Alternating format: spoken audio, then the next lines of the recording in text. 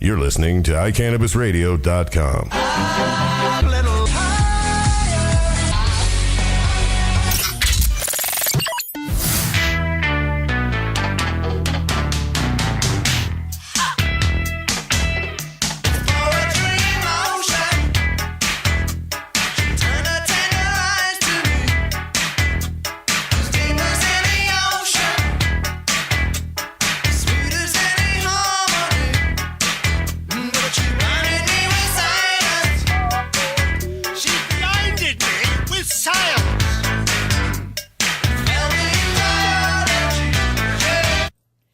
Hello, and welcome back to In the Lab with Jennifer. I missed you guys last week. Yes, we missed you. Did you have a good show? I haven't even had a chance to listen to it yet.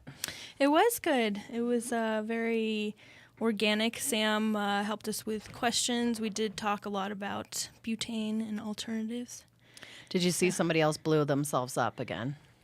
Recently? Yeah. That's very saddening. Not blew themselves up, I shouldn't say Right. that. 2 more people are injured, and a 7-year-old, I believe, in 2-year-old? Seriously? Oh, Darwin was giving me a key. No, like a 7-year-old. So 2 people were badly burned, and this was in really outskirts, and the house is like So it next was to in nobody. Colorado? It was. Okay. Yeah.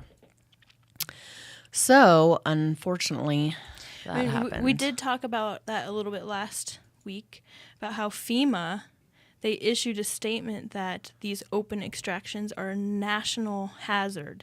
Oh, my God, really? Yeah. I mean, it's a no-brainer. You should not be able to do open extractions with Of course. dangerous flammable solvents. And so in that news clip, it showed some other, they played YouTube videos, you know, of them blowing tubes. And of course, the tubes are plastic and they're in their kitchen and there's no windows open. And I'm wondering if anyone has ever posted something on there that gives the correct direction and actually says, you know, somebody needs to do that. It's just disgusting. It's just sad. Well, and that's the thing, and Darwin was able to enlighten us last week, is there is no correct way to do open extractions, as far as, especially right. with butane. And, you know, Darwin was going over some of the certification for the equipment you need. There's a reason why supercritical CO2 is used in pharmaceutical and nutraceutical applications. Right. So, I mean, it's just what we kept reiterating last week is we're taking a non-toxic, pure, amazing medicine, and then you're making it poisonous. I mean, there have been cases of, you know, the pulmonary embolism, strokes, heart attacks. I mean, kids 22 have to have open heart surgery because of that Oh my God. gummy toxin that's left over from open butane extractions. I mean, it's worse than plaque. Wow. That's really we just have to you know, keep talking to people and make sure everybody understands. I also got a call from somebody from one of the main organizations that was talking about how do we separate dabbing from medicinal concentrates, if you will. Because people don't understand that dabbing is the same concentrate sometimes, but that so at the end of the conversation, I think he's going to write dabbing tends to be butane. However, you know, because, you know, the people come in all the time talking about Rick Simpson oil, and they don't understand. They think it's a special kind of oil, and of course it's special, but it's really not because it was made with naphtha. Originally, he was using naphtha to make a naphtha, a cancer-causing agent, to make the oil, and there are safer ways to do that. So He actually still promotes naphtha as well because it's does he really? And that's what Tara Cannabinoids was saying, was Right. she just went online and just used his recipe with paint thinner. And clearly it helped his cancer. So, you know, but I would just not take chances with all of that, for sure. But I did want to talk about my trip, and then also to introduce our very special guest, Dean from Canna Life. How you doing? Good. You? I think you got to move up a little. Do you? Oh, is that right? Yeah. Yeah. Sorry, you got to lean up here. Oh, I was just laying back while I was driving from South Park. Dean just drove from South Park, one of where he's doing some grows there. But we're going to talk about my Chicago thing, and then we'll dive into Canna Life. But for those who are listening, Canna Life is KANNALIFE.com, and it's Canna Life Sciences. So you might want to do a little due diligence while we're talking about Chicago. So I was just in Chicago at the National Cannabis Industry Association Symposium. As hopefully people know, Illinois was the 20th state to pass medical marijuana. Awesome. And it has one of the strictest bills and rules for it. They're still coming together, but they definitely are they're trying to avoid diversion by only offering 22 grows. And then I think 60 dispensaries. So, of course, less grows, less dispensaries, easier time regulating those. So anyway, it was a packed house. I don't know if it was the first sold out event, but it was sold out and standing room. People were very excited and very willing to learn. We had everybody talking from, ancillary businesses, which I was in, to, how to find a consultant, growing dispensaries, problems you're going to come through, and you had the industry experts there. So it really turned out wonderful. And my presentation was just very basic, just because a lot of, you go to those states and you assume everyone knows, Right. And nobody lives in a world like Colorado right now. So anyway, so I just had a general presentation, a little bit of science history, and then kind of ran over what's tested, why it's tested, and that kind of thing. But warm welcome, and everyone was great. And I did push on, hire a consultant pretty big. Mm-hmm. Hire a consultant from a regulated market because I saw consultants from not even a state that's up and going. Mm-hmm. I'm like, that's interesting. When you say that they are one of the strictest Mm-hmm. regulation models, do you mean like pharmaceutical grade, GMP? Similar to what Connecticut is? A bit of that. They don't have severe pain on their registry. Okay. So their registry is really, I believe, only diseases and things like that. I don't know if they have post-traumatic stress disorder. And I met a young guy who has that. And actually, it wasn't for military. It was actually because he was molested as a little kid. Mm-hmm. And he said that cannabis is the only thing that helps him. He's been put on everything. And I invited him to come on the show sometime. But I don't think they have PTSD on their registry either. Then also, yes, they're only having a certain amount of grows, a certain amount of dispensaries, and it seems like every state coming on board is doing that same thing, just because it's, when you have we have 700 and something off-premise grows here, it just makes it really hard for regulation and then diversion. Mm-hmm. So anyway, that presentation was filmed, and I'll get it up on canlabs.com as soon as I can get it back, but I'm sure it'll be on Luke's Canna Business School website first, cannabusinessschool.com, or you can look at Canna Business School on Facebook. So, okay, Dean, it's now your time to shine. Let's just say that. So thank you, Dean, for driving all the way from South Park, Colorado. You're welcome. That was very sweet of you. What do you got going on up there, Dean? Well, we're putting together a formulary up in South Park, which will incorporate growing medicinal strains and getting the quality control and assurance standards set forth for medicinal purpose. I think everybody in this room saw the Sanjay Gupta special on CNN and talked much about Charlotte's Web and how it intervened in child epilepsy. I think the competency in growing in the area of botanical sciences has to zero in on those elements, those issues, perhaps in ratio of cannabinoids, perhaps in ratio of other important chemical byparts. It kind of leads me into the experience I had involving myself in a pharmaceutical company that synthesized Taxol, paclitaxel, which is an anti-cancer drug that came from the bark of the Pacific yew tree, and that is a diterpene model. And everybody in this room knows that cannabis is a monoterpene. There are terpenoids that are in the construct of the raw material.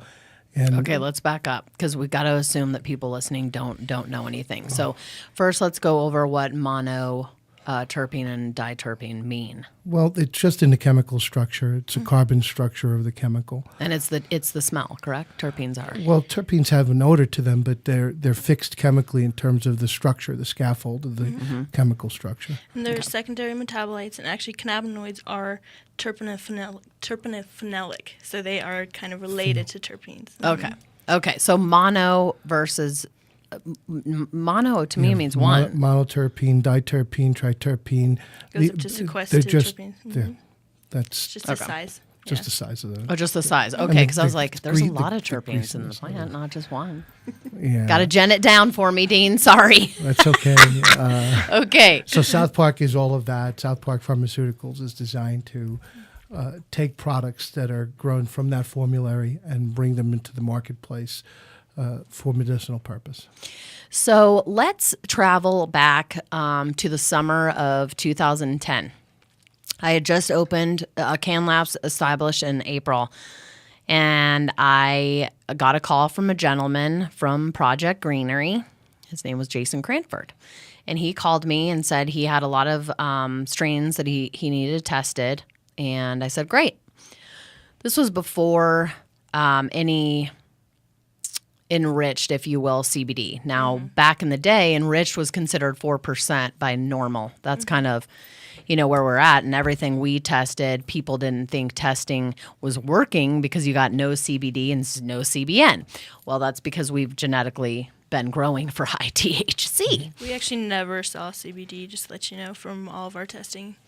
Yeah. It was Oh, really? all- Ever? As long as Okay. It's high THC. It's just what Right. was bred. Right. It's what was bred for.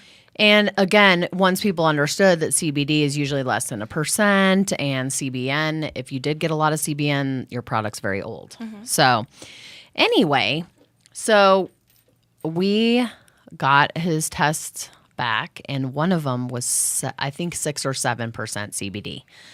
I flipped out, and we tested it like 5 times because I'm like, no way.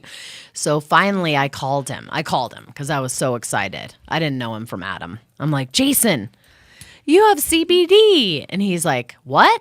And so we started, I'm like, I had to tell you before I sent you out the test report. And oh my God, I've never seen this. And so he got all, and it was bubblegum kush. And he's the only one, I think, that had bubblegum kush at the time. And he was the very first high CBD that we had. So smart Jason Cranford obviously has been growing and creating specific genetics for the last 3.5 years. He's way ahead of a lot. He's in the top probably 1% with CBD genetics. But he also came out with the first, well, actually it wasn't the first, but the second actually CBD capsule in Colorado. And he had better CBD numbers than the first capsule. And that was called Canatol. Right. Yeah. So he could not, he could not keep up with it. I mean, the demand was so huge. And I actually got a few patients on it and they loved it. And then, of course, Jason had some problems with Boulder County and blah, blah, blah. So Canatol disappeared, but people still talk about it today. So I know that that's going to be one of the big things that it's coming out back, or never went away, but people will be able to get it, right? Yes. Okay. Yeah. South Park Pharmaceuticals is designed to do just that, is bring cannatol back to the marketplace in different variations, different ratios, and I guess you would say a relaunch of the brand. Great. Okay. And I think he had 3 at that time, or 2. He had a 1-to-1, an AM, and a PM. That's right. Okay, 1-to-1 AM PM. And for people out there, if you look up Sativex from GW Pharmaceuticals, their Sativex is about a 1 to 1.2, if you will. So, okay. So, are you guys going to come out with capsules again? It all depends on the delivery systems that are going to be made available. I know that we're looking actively at nanoparticle technology out of Bucks County. One of the, I guess you would call it, cohabitants at the Pennsylvania Biotechnology Center is a company that we're talking to that can create different delivery systems for time release as well, whether it's transdermal or sublingual, patch-oriented, or even just in a regular tincture. That's great. Yeah. That's great. Yeah, we need more delivery for sure, because I know that the reason I smoke or vape is because I want the relief right away. Bioavailability is there quickly with Exactly. vaporization. Exactly. But again, I would rather have something, that I could ingest or topical or whatever that would hit me right away, where I wouldn't have to smoke. Stick to the espresso brownies. Espresso brownies. Yeah. I need a brownie like I need a brick in the head. Especially on my flight yesterday back. I had like a sugar rush. But yeah. So it's funny too, because you go into these different states and they have no idea. They still think brownie's king. It's like, we don't even brownie schmownie, So, although there probably will be a lot of novelty brownies sold as soon as 2014 comes around, I bet you. Right. I was reading in one of the trade publications last time I came to Colorado, on the front page of the publication talked about child protection and responsibility, where a 5-year-old went into his grandmother's stash, took a couple of brownies and passed out for a day and a half. Yeah, but even at a young age like that, you can do some damage, Sure. long range damage, because even though your neuronal cells are differentiated a month into gestation, still an awful lot that's left to be desired in terms of how quickly and how much potency is pushed through the human body at any one given time. So I think that made a real strong impression on me when I came out and I read that. Yeah. And that's something that has been talked about a lot, are packages. But at the end of the day, even if Granny should have been storing it in a locked container, right? I would imagine, yeah. I mean, come on, where's your gun? Liquor cabinets weren't locked up a lot when I was young. And there was never a locking pill cabinet or medicine cabinet, but you bet they have them now. But did you hear the latest thing? It's called shamboiling. Shamboiling. Yeah. Shamboiling, boiling shampoo, and it gives off some fumes called, I don't know, acetyl, or what is it? It's the sodium lauryl sulfate that they're actually vaporizing and inhaling. For hallucinogenic euphoric. effects. Makes you wonder why the products are even made that way. I mean, it's just it comes back to petrochemicals, and you're right about the dangers of children overdosing. But I would like to comment that children's developmental systems are actually set up different than adults, so they can actually the way that they handle cannabinoids is much different, because the endocannabinoid system is integral in just normal human development. You have more fertility at a younger age, so Right, to replace an andamide deficiency or a 2-AG deficiency at a young age is you're overcrowding receptors at a younger age. However, there can be instances where you have deficiencies. Right. Yeah. So, but I mean, as Jen was saying, at the end of the day, it's, because there are other stories of just leaving a piece of a brownie out, or some kind of other edible. and not realizing that a child's going to walk by and not know that that's your medicine when it looks Right. like something that they would eat. Right. So, as far as edibles, I think there do need to be more non-edible, non-food-based applications for cannabinoid medicine. Absolutely. Well, we need to take a break, and we'll be right back.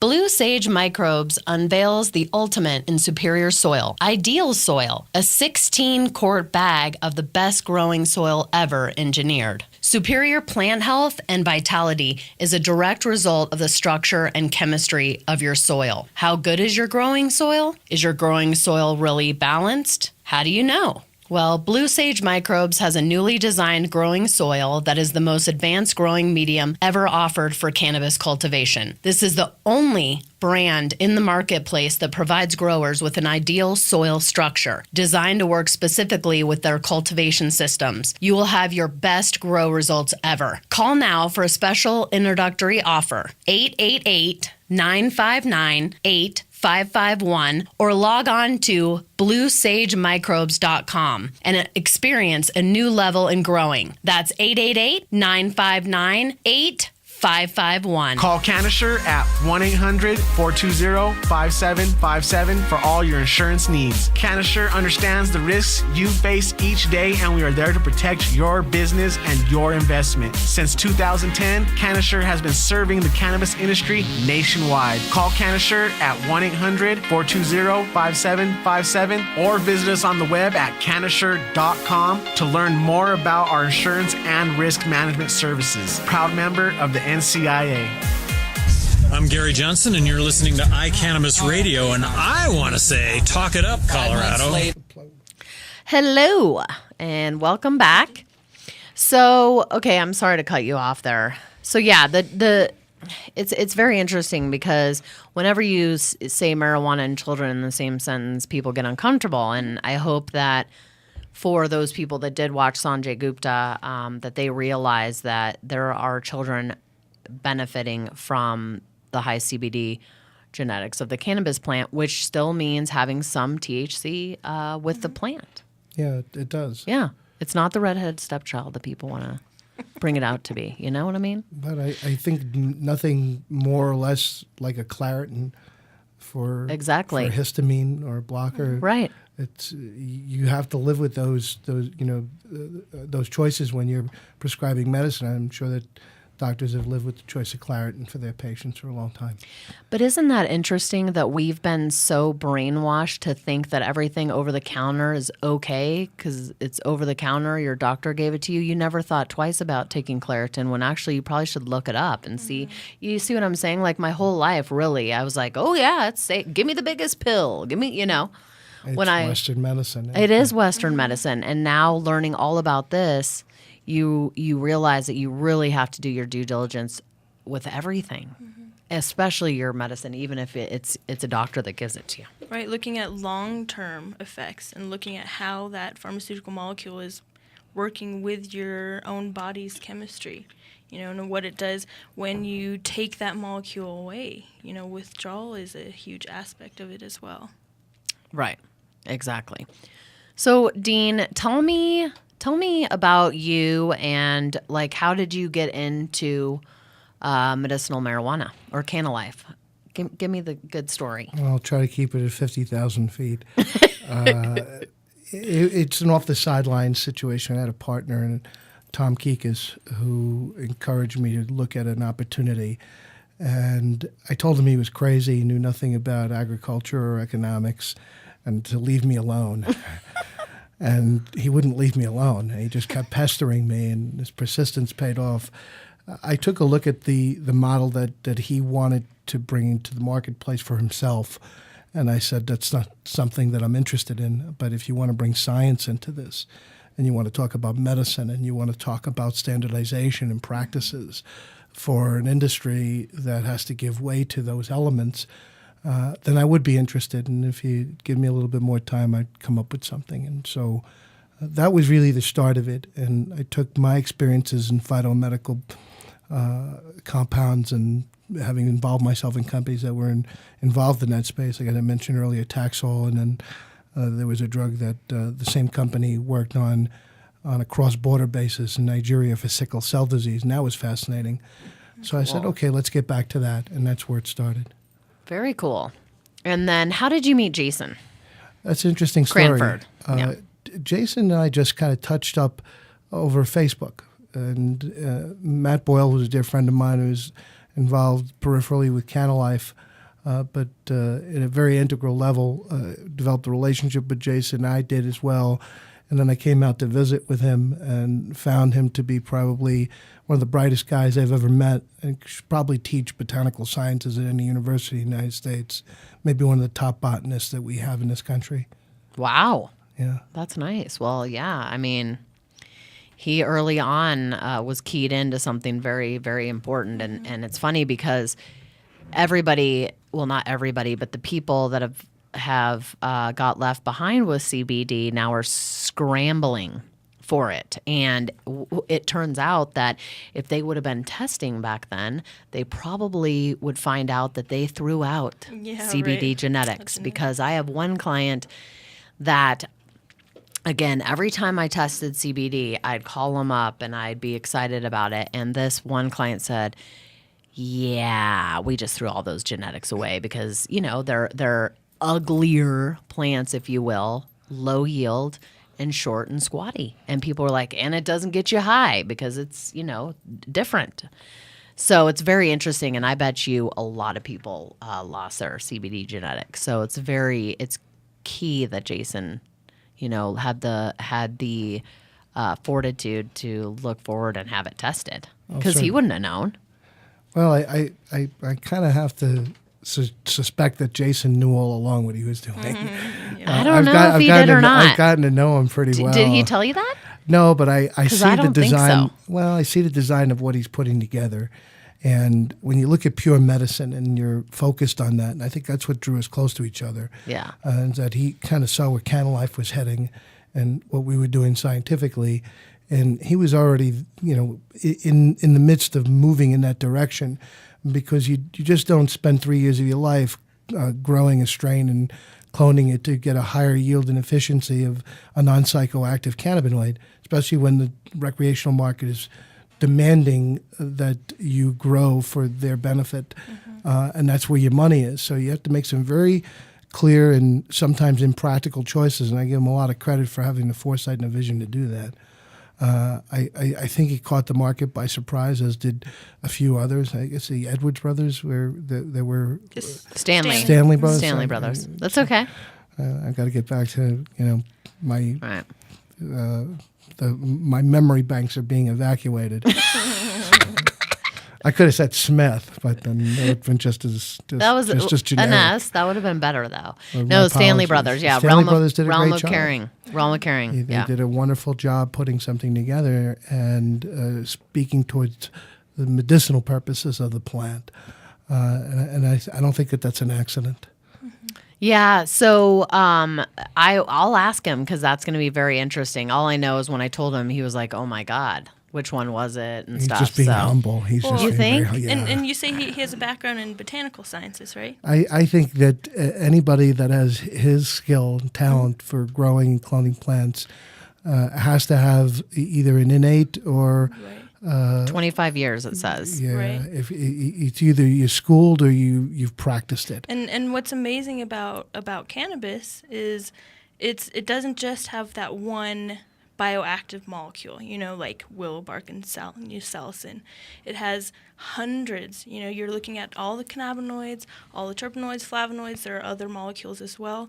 CBD is amazing and wonderful, but there are, 83 other cannabinoids. So, I mean, the potential for these type of phytomedicines is astounding. And we've said it before, this is the medicine of the future. You have to look at the plant. I know that the late Dr. Lubin Yankov was on a Nobel Prize committee for nominating organic chemists. And I had spent some time with Lubin, and he would talk about adaptogens. And that's what you're talking about. the problem that you run into scientifically is as you start to separate them, fractionate them, looking for peaks and fingerprints on an HPLC to say, ooh, that might be really good. But it may need a trace element or two, and those trace elements don't show up. Right. So you can wind up stripping the medicinal purpose out for failing to realize that maybe in the whole source of it, you're getting the medicinal benefit. Polypharmaceutical, the synergy of all of those molecules working together. That's why Marinol is not as effective as, THC oil from cannabis. Yep. Plus, it's synthetically made. Yeah. It's going to be interesting as they do separate them out and create different ratios, because as I've been preaching for probably about 2 years now, 2.5 years, was about the ratio that indica sativa really doesn't mean. I mean, it's great. It was great. It's, but it really doesn't mean much, because people would get an indica and go, well, I had energy. Right. Well, I had a sativa and I had couch lock. So we need to start looking more at the terpenes and flavonoids and all of the other awesome things in the plant, which is over about 500. What about a patient profile? That might be helpful too, because you can get counterintuitive responses by not knowing the patient, by not getting a blood panel done. And, you just touched on it earlier, the future of polypharmaceutical is going to be based on bringing traditional healthcare together with technology, not necessarily Western medicine, right. but technology and information. We bring all of those, these vectors together, and you'll start to be able to look at the rational side of the scientific side a little bit more efficiently. And with that, we'll take a break and we'll be right back. Cannapunch is a delicious and effective medical marijuana beverage proudly made right here in Colorado. Each bottle is freshly infused with 100% pure flower extract from the highest grade marijuana plants available today. Using proprietary extraction methods, every bottle of Cannapunch is consistently and reliably infused with an exact milligram dosage that you can count on to relieve your symptoms each and every time. Cannapunch is delicious. There's never any medicine-y taste. We use only 100% cannabis flowers. No trim or byproducts are ever used in Cannapunch. It does not require refrigeration and comes in convenient, resealable multi-dose bottles from 60 milligrams to 200 milligrams. We have drinks with dosage that works best for you. Cannapunch is available in a variety of delicious flavors like black cherry, watermelon, pineapple mango, and blue raspberry. And we now have strain-specific beverages available just for you. Cannapunch is delicious, convenient, consistent, and effective. Give it a try and experience the Cannapunch difference. Tired of dispensary hopping? Trying to find quality meds? Look no further and get to know Greenworks. Our shops are stocked with over 20 strains of organically grown meds, including R4, the highest tested CBD strain in Colorado. Yes, we back up our quality with testing. While Greenworks offers only the highest quality meds, we don't believe in high prices, with eighths ranging from $20 to $40 and ounces capped at $175. With 2 centers in Denver and 1 in Glenwood Springs, we're likely closer than you think. Call 303-647-5210 to find the location nearest you. Green Faith Ministry is for spiritual guidance, MMJ information, and networking combined with compassionate care on the way to enlightenment with all Green Faith sacraments. Green Faith provides charity assistance, including medical and food throughout the year. Contact them at greenfaithministry.com. I love you, Chris. And we're back. Two whoops. seconds. I'm in mid. And we're back in 2 seconds. Woo. Thank you, Chris. Keeps us on our toes. Almost caught me doing George Collins' 7 dirty words. Okay, so you were talking about patient profiles, and here's why I think no one obviously has been able to do that is because of bad data. When you could not really collect any information outside. Even here yet, because none of the labs are certified, if you will. So until labs are certified and,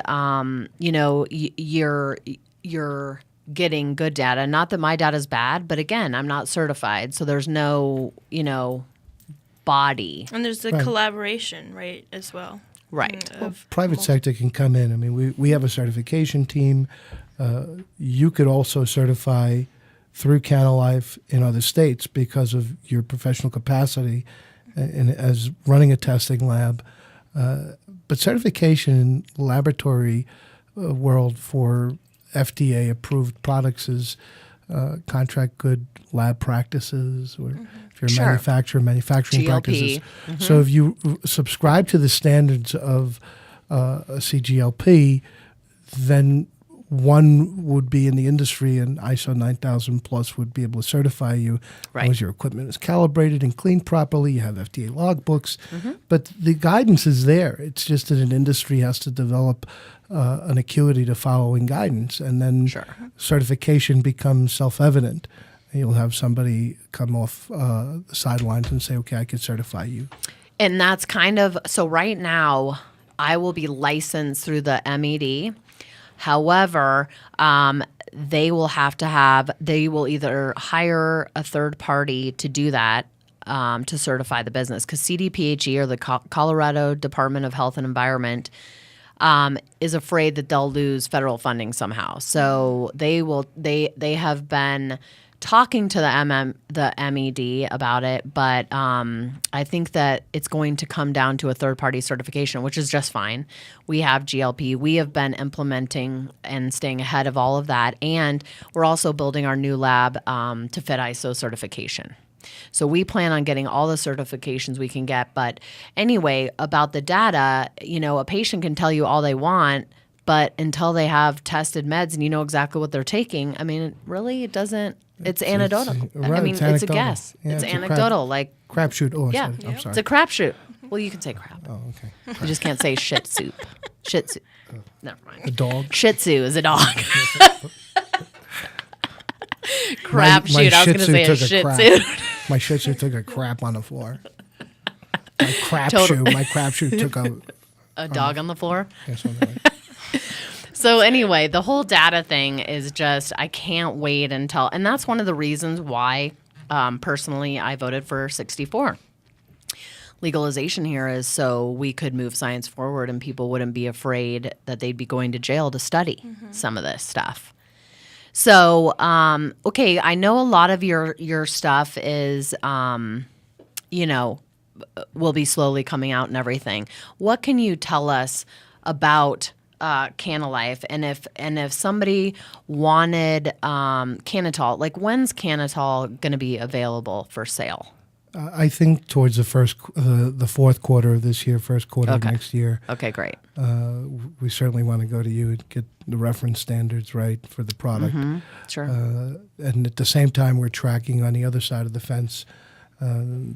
Drug discovery efforts are well underway at the Pennsylvania Biotechnology Center, and that's related to the patent, the 507 Let's patent. talk about that. Let's talk about your patent, please. Okay. Because you can't, let's go through that a little bit, because we have not talked about this on the show, and people, a lot of people think, oh, the government hasn't got involved because they can't patent it, even though the government has a grow in Mississippi. But let's talk about that. Okay. Well, I think you have to drop all preconceived notions about what the government is or isn't, and you have to look strictly at the science behind it. So when you look at the patent, you say, well, a lot of research and development was done here with taxpayer dollars, some very fine scientists that worked towards going above and beyond an area that I thought had a very high barrier because of the stigma associated with the CSA, the 70 Act. And by doing all that intramural research at National Institutes of Health, scientists concluded a lot of what we talked about today, that CBD is in fact a very potent drug or a chemical that can be used as a drug in many different instances. And so the 507 patent talks about cannabinoids as antioxidants and neuroprotectants. And it doesn't say any one, it says cannabinoids. There was focus on cannabidiol, which I think is important to talk about, and especially in the disease indication that we chose when we licensed from National Institutes of Health Office of Technology Transfer. And under that exclusive license, we're after a form of treatment, a drug discovery candidate that will treat hepatic encephalopathy, which oddly enough is a brain-liver disease that's brought on by cirrhosis. And so I'm sure the alcohol lobby is really going to love me on this one. It is a serious disease, and it can renders somebody pretty much incapable of taking care of themselves. Really? It's and what's the it grade called 3, again? hepatic encephalopathy. Hepatic. So that's a don't tell me, that is enlarged pancreas or liver, correct? Well, the liver starts to degrade because of the ethanol toxicity and ammonia toxicity cycle starts to begin when you have excessive drinking and your liver is going bad. So the liver produces toxins, and ammonia toxins collect in the brain, and you get a little swelling in the brain. That's the encephalopathy. And there's a cycle, and it's a crazy cycle, and you could call it 2 tin cans in a string down the central nervous system, where the brain and liver are operating very concomitantly. So getting back to HE, there are 4 grades. There's grades 1 through 4, and when you get to 3, you're getting into a refractory model where nothing else is going to help you. If you go into 4, your days are numbered. So 3 is a break point, and that's where we're focusing our R&D efforts. And I'm glad to say that we're getting some pretty interesting activity. Wow, that's fantastic. And marijuana treating alcohol problems with the liver. And, Woo! We've mentioned love that as far as the regeneration that happens with from ethanol binge toxicity, which essentially is from that constant alcohol in the brain. So as Dean was saying, cannabinoids are multifunctional. Right. It's the nervous system, it's the liver, it's also the toxic effects in the brain. I mean, they recently found that cannabinoids can grow not only neurons but synaptic connections.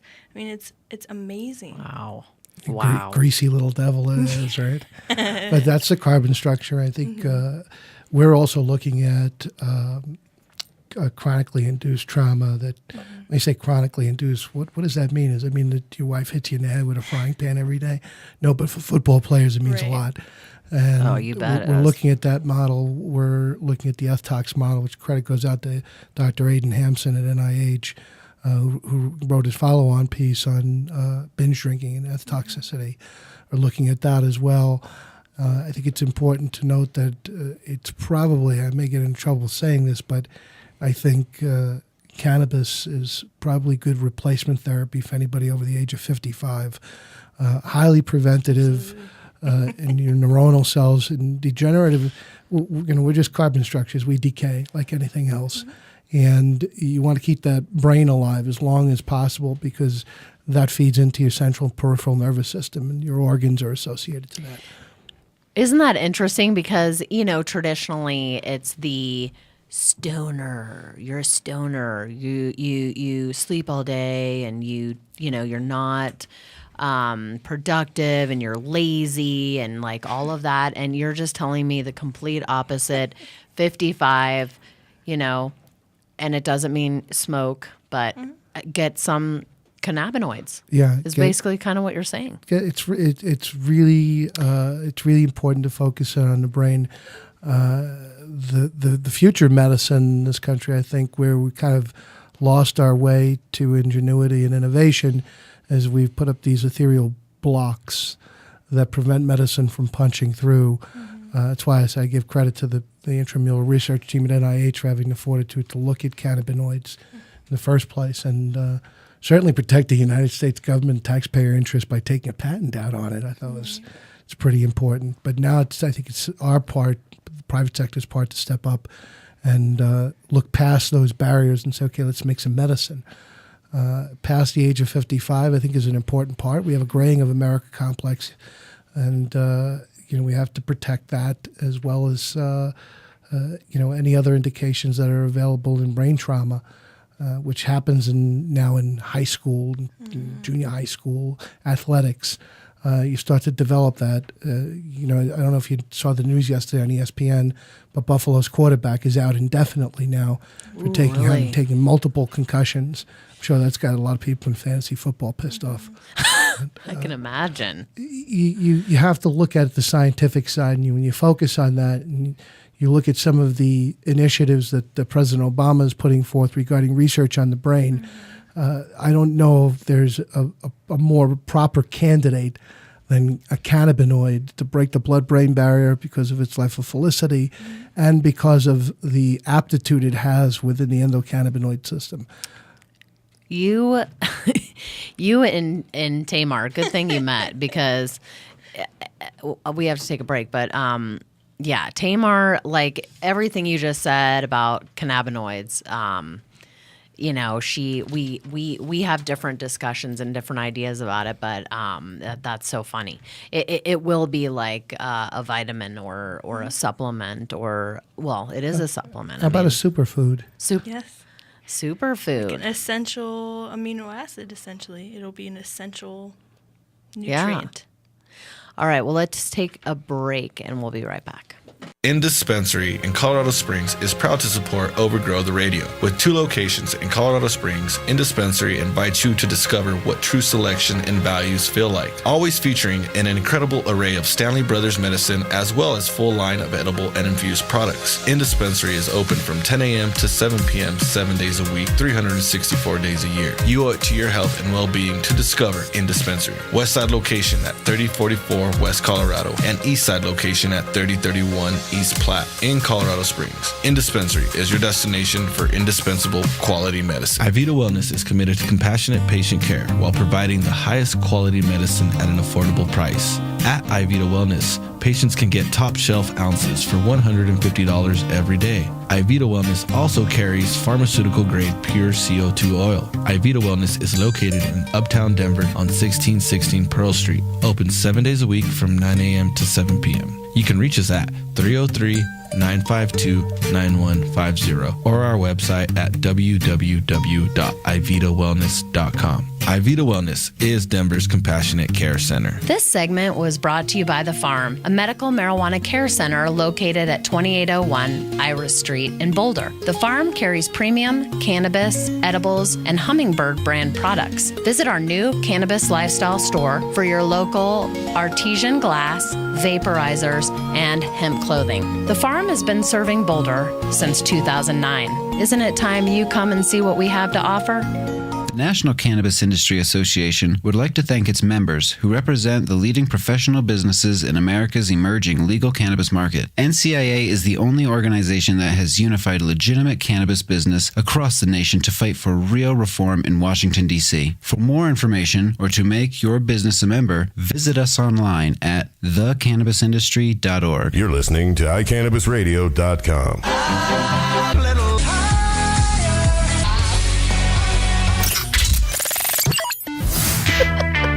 Oh, wow, we're starting over.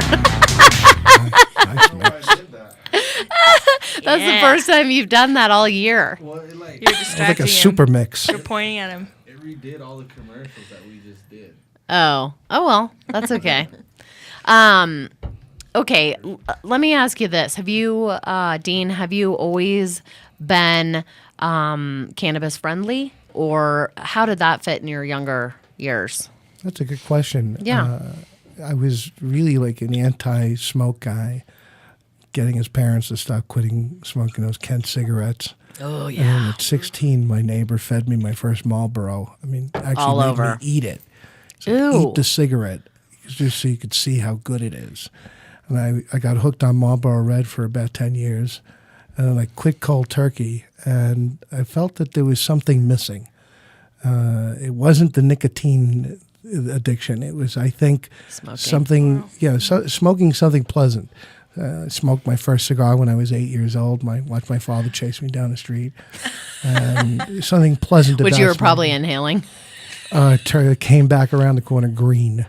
Oh, that's very interesting because I, too, hated smoking. My family, all of them, smoke like chimneys. Even through meals, my grandfather literally would take a drag and eat. It was crazy. God bless him, though, because he died of a massive heart attack from smoking. But anyway, and sure enough, I had this girl that I ran with, and we went to the reservoir, and she used to hide a pack of cigarettes up. And she's like, here, try these. No, I'm not trying those. I hate those. No, come on, try it. It gives you a buzz. So yeah, sure enough, tried it, and then once the buzz goes away after like a week, you can't quit. So I quit when I was about 26, quit smoking. But you're right, and then at that time, actually, I did smoke a lot of cannabis to kind of substitute at that time, and then after I was over the tobacco, I didn't smoke a lot of cannabis back then. So it's very interesting because my business partner, he had never had cannabis, let alone any other drugs. And he thought, of course, when he moved to Colorado, that medical marijuana was a farce, and he learned very quickly about the science and everything, and now has changed his mind. And I find I talked to a lot of people in the airplanes last week and everything, and I always bring it up. Me too. And I had this nice couple flying back from Chicago. They were great, really nice, and they were all about it, asking me all kinds of questions about it and everything. And then at the end of the conversation, I found out he was a pastor in a church.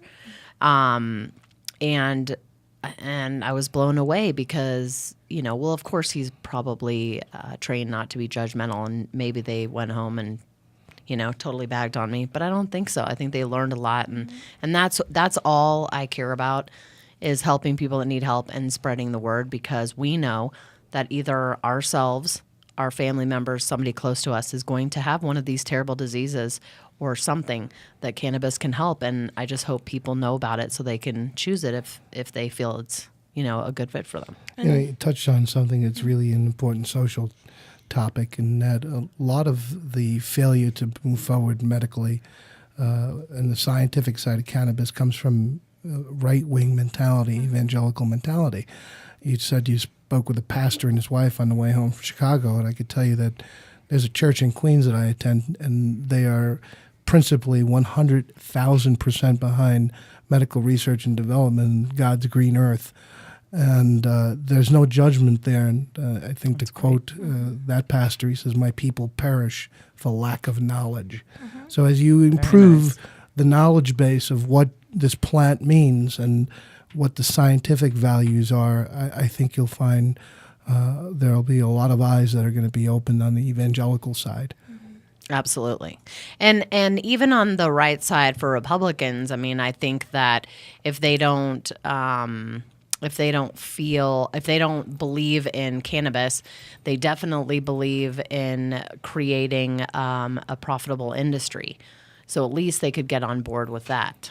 Well, if you want to talk about the economy being in such a place where you have to be innovative and you have to drop barriers to be innovative and functional in an economy, I look at the second largest cash crop in the United States being invaded upon by foreign sources, and those foreign sources would normally have to pay an excise tax or an import tax, or at least qualify that their product is mold and pesticide free, and you're not delivering an inorganic product into a market at the tune of $25 billion. I think it's an anathema to our economy. So I'm sure that the political establishment in Washington, D.C. is starting to drop their dogmatic views slowly but surely. Right. Which ginned down, that means it's not going anywhere, so tax it. Yeah, right? Yeah, it's probably a good policy. Yeah. I mean, really, because I don't know what people think, that it just disappears, but it doesn't. And they do not participate in paying for any sort of tax or anything here. And I know that this 64 has, I think, the first 40 million going to schools. Mm-hmm. I think it's taxes. Wonderful. Yeah, Well, absolutely. Look at what you're paying in a discharge fee at the airport for your rental car. Mm-hmm. You're paying an airport tax. You're paying a federal tax, a state tax, a city tax, and your rental car taxes can exceed 30% in some jurisdictions. So there must be something to taxing consumption. Mm-hmm. There must be something to that program that seems to work, because I think for the benefit of the bargain is concerned, you're happy you rented a car, you're not going to complain about the tax once you've gotten the use out of it. So the user profile in a consumption tax style product or service, I think is equal. The benefit of the bargain is there. Right. You even have people smoking cigarettes still that are paying 100% tax on their product. Unbelievable. When I quit, a pack was $2.50. Right. $2.50. Right about that. Yeah. Now it's upwards of $6 or $7. I mean, it's crazy. $10 in some places. Want a pack of smokes? $10. No thanks. I know you. Did you have some questions for him? Specific questions or? No, honestly, he's answered most of them. I'm glad that you brought up Obama's initiative because that's definitely, as far as the proposal is to map brain activity, how the brain works. And what's amazing about cannabinoids is that they are integral in how the brain works, how it repairs itself, how you can prevent Parkinson's, Alzheimer's, stroke, etc. And so cannabinoids and this initiative, as Dean was saying, they're perfectly suited. They are the molecule that will give us more of a understanding into the neuroscience of the human brain. But this country doesn't see preventative medicine. They would rather have you have a heart attack to come in than, eat good, get some massages, and prevent things like that. If you educate yourself as a consumer, you have choices in who you choose as a medical practitioner, as do I. My internist once suggested that I take high blood pressure medication, and I told him there's got to be something in pharmacopoeia that you put together that allows me to go over the counter and go to GNC and buy those products. And he said, yeah, there is. I said, so start writing. Interesting. And if he didn't, I would have said goodbye and good luck and have a nice life. It just proves that you're able to cause your practitioner to think. And I think these days, more and more, I think practitioners are thinking more outside the box, and education is part of it. Well, right, because I think that when you go to med school, you get a semester of nutrition your first year. So you can't blame them either. It needs to be completely redone. I learned this over the weekend. Did you know that President Obama wanted to elect Sanjay Gupta as the Surgeon General? Yeah, in 2009. And Sanjay said, thanks, but I've got a lot of stuff to do. I thought that I had no idea. That's pretty. So I'm hoping that since, Sanjay came out and said that he apologized about cannabis, that maybe President Obama will call him up and talk to him about this exact issue. Well, I think that there's a lot of sharing of information. Dr. Gupta's position as a de facto Surgeon General of the United States, he's so highly and well regarded that his opinion has to account for something, especially the fact that he's a neurologist and he's practiced neuroscience and neurosurgery. And so from that perspective, I think that the political establishment in Washington, D.C., it kind of helps because I listened to some of the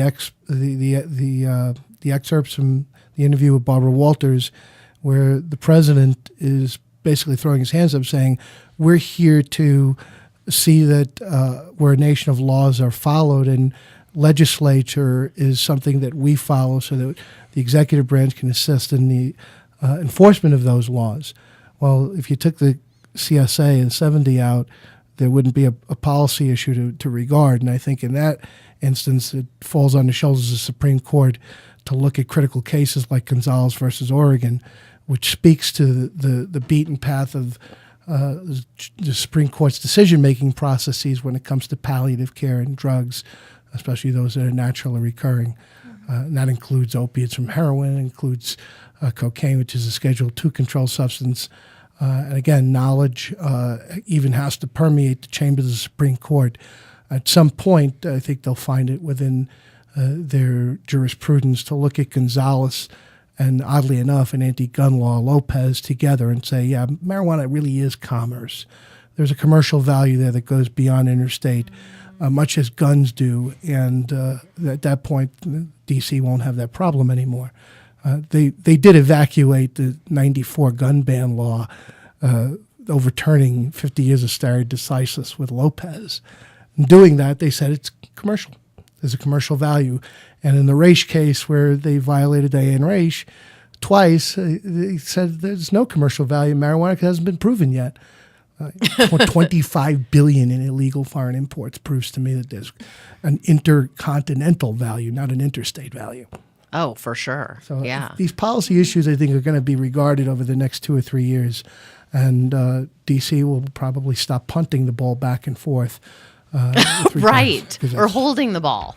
I mean, yeah, I truly believe so. But until then, we need to get back the banking and get the tax problem fixed and everything. But anything else you want to talk about with Canna Life? And where can somebody, if they're listening, because I do have a lot of parents of seizure disorder that listen and stuff like that, tell me when they can, where they can buy or where to look for the Cannatol and some of the other, what did you say, pharmaceuticals? What did you call it? South Park Pharmaceuticals. Right. So is it going to be under that? Or is it going to be under the Canna Life package? Like it would be under South Park Pharmaceuticals in the state of Colorado, and as would be regarded across state lines on non-psychotropic formulations, then it would still be South Park Pharmaceuticals. I think that parents should tune in locally to practitioners such as Dr. Michelle Sexton, who's done a terrific job, and practitioners like Eileen Kinnickiney, who's in Connecticut. I've talked to Eileen several times. What a wonderful woman. And you have to look for those that are in the practice of treatment. They'll find a way to meet the patient needs and the demand from an administration standpoint. We'll make products, but it still requires somebody to be a very good administrator of any type of medicine. Sure, and I totally understand that. But for people, sometimes they already have a card or whatever. CanLab's new website is going to be a great resource for people because there's really no one place to go. And so I will, of course, have you guys listed as soon as you're sending out products. But I just want to make sure that people get familiar with Canna Life and get ready for some amazing medicine. And again, that's Canna Life, KANNALIFE. Thanks for having me on today. Thanks so much, Dean. And my pleasure. We'll have to have you and Jason back on when you have your first product out. How about that? Great. Thanks a lot. All right. Bye, T. Thank you.